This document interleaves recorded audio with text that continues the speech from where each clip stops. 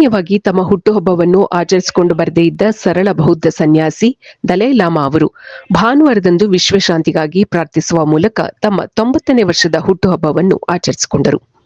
ಜನರ ಸೇವೆಗೆ ನಾನು ಇನ್ನೂ 30ರಿಂದ 40 ವರ್ಷ ಬದುಕಲಿದ್ದೇನೆ ಎಂದು ಟಿಬೆಟ್ನ ಬೌದ್ಧ ಧರ್ಮೀಯರ ಆಧ್ಯಾತ್ಮಿಕ ಗುರು ದಲೈ ಲಾಮಾ ತಿಳಿಸಿದ್ದಾರೆ. ಭಾನುವಾರದಂದು ಅವರು ತಮ್ಮ 90ನೇ ಹುಟ್ಟುಹಬ್ಬವನ್ನು ಆಚರಿಸಿಕೊಂಡರು.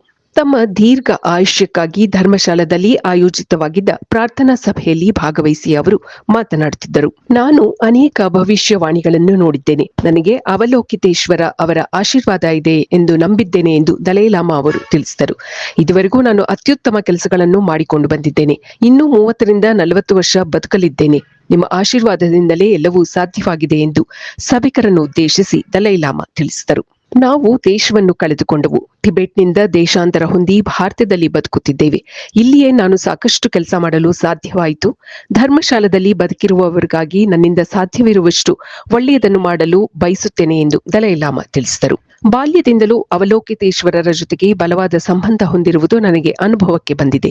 ಆದ್ದರಿಂದಲೇ ಬೌದ್ಧ ಧರ್ಮದ ಸೇವೆ ಮಾಡುತ್ತಿದ್ದು ಟಿಬೆಟ್ನ ಪರಿಸ್ಥಿತಿಯು ಸುಧಾರಿಸಿದೆ. ಈಗಲೂ ನಾನು 130 ವರ್ಷದವರೆಗೂ ಬದುಕಲಿದ್ದೇನೆ ಎಂಬ ನಂಬಿಕೆ ಇದೆ ಎಂದು ದಲೈ ಲಾಮಾ ಸ್ಪಷ್ಟಪಡಿಸಿದರು. ನಾನು ಒಬ್ಬ ಸರಳ ಬೌದ್ಧ ಸನ್ಯಾಸಿ. ನಾನು ಸಾಮಾನ್ಯವಾಗಿ ಹುಟ್ಟುಹಬ್ಬ ಆಚರಿಸಿಕೊಳ್ಳುವುದಿಲ್ಲ ಎಂದು ತಿಳಿಸಿರುವ ದಲೈ ಲಾಮಾ ಮನಸ್ಸಿನ ಶಾಂತಿ ಮತ್ತು ಕರುಣೆಯನ್ನು ಬೆಳೆಸಲು ಈ ಅವಕಾಶವನ್ನು ಬಳಸಿಕೊಂಡದ್ದಕ್ಕಾಗಿ ಅದನ್ನು ಗುರುತಿಸಿದವರಿಗೆ ಧನ್ಯವಾದಗಳನ್ನು ತಿಳಿಸಿದ್ದಾರೆ. ದಲೈ ಲಾಮಾ ಅವರ 90ನೇ ವರ್ಷದ ಹುಟ್ಟುಹಬ್ಬದ ಸಂದರ್ಭದಲ್ಲಿ ಪ್ರಧಾನಿ ನರೇಂದ್ರ ಮೋದಿ ಸೇರಿದಂತೆ ಅನೇಕ ಗಣ್ಯರು ಶುಭಾಶಯ ಕೋರಿದ್ದಾರೆ. ರಾಜ್ಯ ಸರ್ಕಾರವು ಕಳೆದ 5 ತಿಂಗಳಿನಿಂದ ಅನ್ನಭಾಗ್ಯ ಯೋಜನೆಯ ಅಕ್ಕಿ ಸಾಗಾಣಿಕೆ ವೆಚ್ಚವನ್ನು ಇನ್ನೂ ಬಿಡುಗಡೆಗೊಳಿಸಿಲ್ಲ. ಈ ಹಿನ್ನೆಲೆಯಲ್ಲಿ ಲಾರಿ ಮಾಲೀಕರ ಸಂಘವು ಮುಷ್ಕರ ನಡೆಸುವ ಸಂಭವ ದಟ್ಟವಾಗಿದೆ. ಕರ್ನಾಟಕ ರಾಜ್ಯ ಪಡಿತರ ಆಹಾರ ಧಾನ್ಯಗಳ ಸಗಟು ಮತ್ತು ಚಿಲ್ಲರೆ ಸಾಗಾಣಿಕೆ ಗುತ್ತಿಗೆದಾರರ ಸಂಘವು ತಮ್ಮ ವಿವಿಧ ಬೇಡಿಕೆಗಳ ಈಡೇರಿಕೆಗಾಗಿ ಲಾರಿ ಮುಷ್ಕರಕ್ಕೆ ಕರೆ ನೀಡಿದೆ. ಈ ಮುಷ್ಕರದಿಂದ ರಾಜ್ಯದ ಗ್ಯಾರಂಟಿ ಯೋಜನೆಗಳಲ್ಲಿ ಪ್ರಮುಖವಾದ ಅನ್ನಭಾಗ್ಯ ಯೋಜನೆಯ ಅಕ್ಕಿ ಸರಬರಾಜಿನ ಮೇಲೆ ಗಂಭೀರ ಪರಿಣಾಮ ಬೀರಲಿದೆ.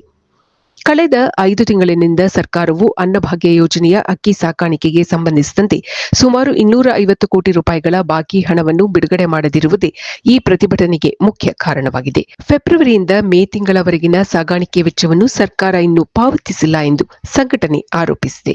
5 ತಿಂಗಳಾದರೂ ಬಾಕಿ ಮೊತ್ತ ಬಿಡುಗಡೆಯಾಗಿಲ್ಲ. ಇದರಿಂದ ಸಾಗಾಣಿಕೆದಾರರಿಗೆ ಆರ್ಥಿಕ ಸಂಕಷ್ಟ ಎದುರಾಗಿದೆ ಎಂದು ಸಂಘದ ಮುಖಂಡರು ತಿಳಿಸಿದ್ದಾರೆ. ಅನ್ನಭಾಗ್ಯ ಯೋಜನೆಯು ಕರ್ನಾಟಕ ಸರ್ಕಾರದ ಪ್ರಮುಖ ಗ್ಯಾರಂಟಿ ಯೋಜನೆಗಳಲ್ಲಿ ಒಂದಾಗಿದ್ದು ಲಕ್ಷಾಂತರ ಕುಟುಂಬಗಳಿಗೆ ಉಚಿತವಾಗಿ ಅಕ್ಕಿಯನ್ನು ಒದಗಿಸುತ್ತಿದೆ. ಆದರೆ ಈಗ ಈ ಯೋಜನೆಯ ಅನುಷ್ಠಾನಕ್ಕೆ ಲಾರಿ ಮುಷ್ಕರದಿಂದ ತೀವ್ರ ತೊಂದರೆಯಾಗುವ ಸಾಧ್ಯತೆ ಇದೆ. ನಾವು ಯಾವುದೇ ರಾಜಕೀಯ ಒತ್ತಡಕ್ಕೆ ಮಣಿಯುವುದಿಲ್ಲ. ನಮ್ಮ ಕೆಲಸಕ್ಕೆ ಸರಿಯಾದ ಸಂಭಾವನೆಯನ್ನು ಸರ್ಕಾರ ನೀಡಬೇಕು. ಈ ಮುಷ್ಕರದಿಂದ ಸಾಮಾನ್ಯ ಜನರಿಗೆ ಆಹಾರ ಧಾನ್ಯಗಳ ಲಭ್ಯತೆಯ ಮೇಲೆ ಪರಿಣಾಮ ಆಗಬಹುದು. ವಿಶೇಷವಾಗಿ ಗ್ರಾಮೀಣ ಪ್ರದೇಶಗಳಲ್ಲಿ ಅನ್ನಭಾಗ್ಯ ಯೋಜನೆಯ ಫಲಾನುಭವಿಗಳಿಗೆ ಅಕ್ಕಿಯ ಕೊರತೆ ಎದುರಾಗಬಹುದು ಎಂದು ಸಂಘಟನೆಯ ಪ್ರತಿನಿಧಿಗಳು ತಿಳಿಸಿದ್ದಾರೆ. ಮೆಟ್ರೋ ಶುಲ್ಕ ಸಮಿತಿಯ ವರದಿಯನ್ನು ಬಹಿರಂಗಪಡಿಸಿ ಎಂದು ಬಿಎಂಆರ್ಸಿಎಲ್ಗೆ ತೇಜಸ್ವಿ ಸೂರ್ಯ ಆಗ್ರಹಿಸಿದ್ದಾರೆ.